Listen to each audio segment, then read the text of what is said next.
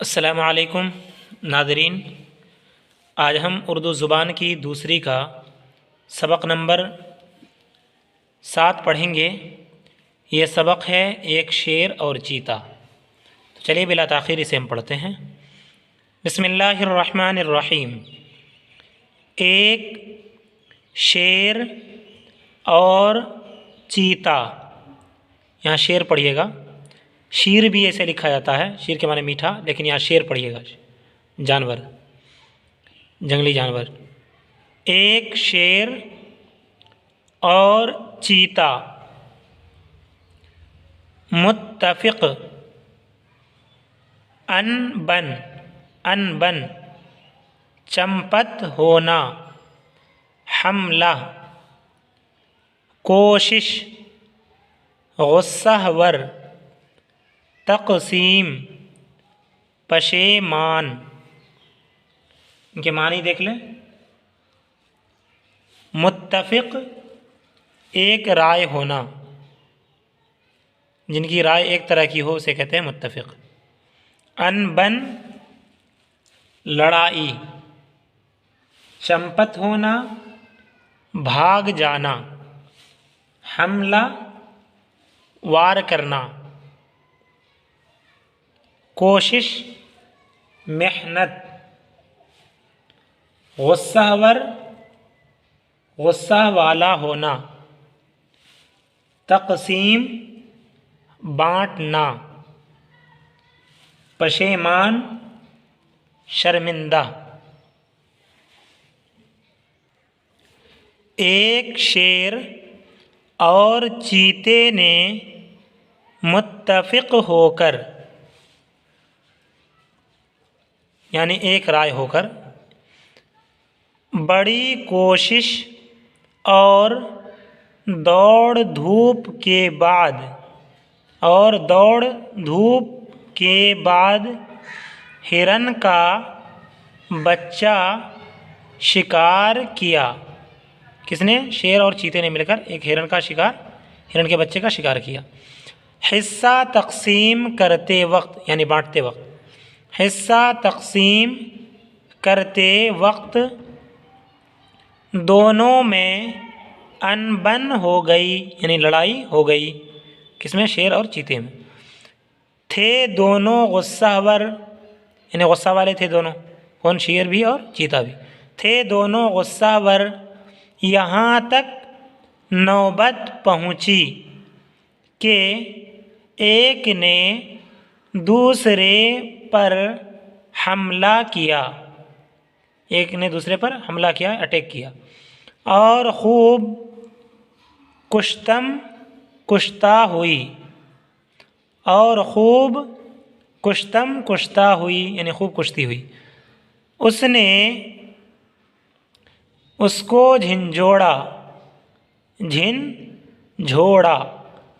اس نے اس کو جھنجھوڑا، دانتوں اور پنجوں کے مارے دونوں لہو لہان ہو گئے۔ لہو کے معنی خون، لہو لہان یعنی خونم خون۔ دانتوں اور پنجوں کے مارے دونوں لہو لہان ہو گئے، یعنی خونم خون ہو گئے۔ آخر بے دم ہو کر الگ الگ جا بیٹھے، یعنی جب دونوں کی سانسیں پھولنے لگی تو الگ الگ جا کر کے بیٹھ گئے۔ اتنے میں ایک لومڑی جو اسی طاق میں بیٹھی تھی، لومڑی یعنی فوکس، چپکے سے آئی اور شکار اٹھا کر چمپت ہوئی، یعنی دونوں تو لڑ رہے تھے اور تیسری لومڑی آئی اور ان دونوں کے شکار کو اٹھا کر کے لے کر چلی گئی، چمپت ہوئی۔ ان دونوں میں اتنی سکت کہاں باقی تھی، سکت مانے طاقت۔ ان دونوں میں اتنی سکت کہاں باقی تھی کہ اس سے اپنا شکار چھین لیتے۔ کس سے؟ یعنی لومڑی سے شکار چھین لیتے۔ اتنی طاقت نہیں تھی، کیوں؟ اس لیے کہ وہ دونوں لڑ کر تھک گئے تھے۔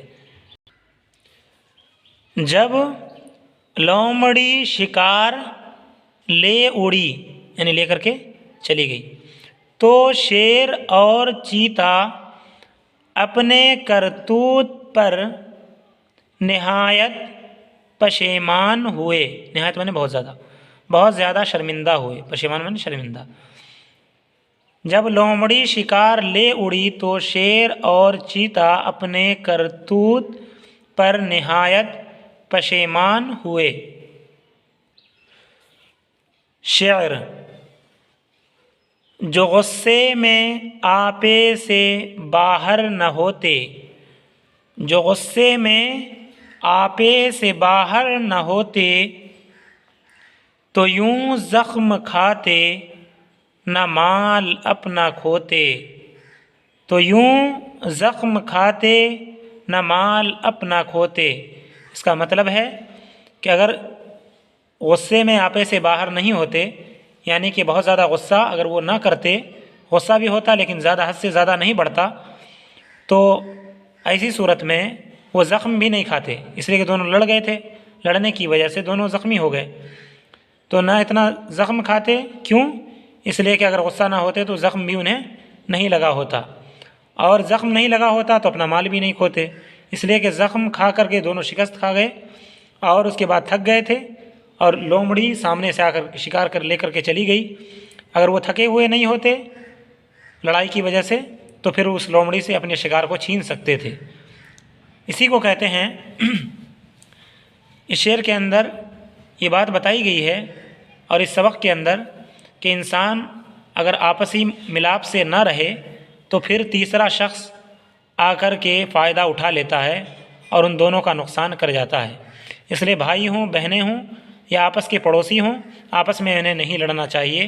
اگر یہ لڑتے ہیں تو تیسرا شخص اسے سمجھا بجھا کر کے فائدہ اٹھا لیتا ہے اور آپسی پھوٹ ڈلوا دیتا ہے۔ تو ناظرین، یہ سبق بہت اہمیت کا حامل ہے۔ ان باتوں کو ہمیں چاہیے کہ اپنے گرہ باندھ لیں کہ ہم کبھی لڑائی نہیں کریں گے، کسی سے دشمنی مول نہیں لیں گے، ہر ایک کے ساتھ میل ملاپ کے ساتھ رہیں گے۔ اور آخر میں ناظرین یہ گزارش ہے کہ جو ویڈیو ہم بناتے ہیں اس کو پورا آپ دیکھا کریں اور دوسروں تک شیئر ضرور کر دیا کریں، اور آخر میں یہ بھی گزارش ہے کہ کمنٹ ضرور کیا کریں، جو آپ کی رائے ہوں وہ ہم تک پہنچیں، تب جا کر کے ہم آپ کے رائے کے مطابق ویڈیو بنانے کی کوشش کریں گے۔ اس لیے کہ بہت سارے لوگوں نے کمنٹ کیا ہے اور بہت اچھا بھی لگا کہ وہ لوگ کرتے ہیں اور میری ویڈیو کو دیکھتے ہیں، تو آپ لوگوں سے بھی یہی گزارش ہے کہ ضرور کمنٹ کیا کریں۔ السلام علیکم ورحمۃ اللہ وبرکاتہ۔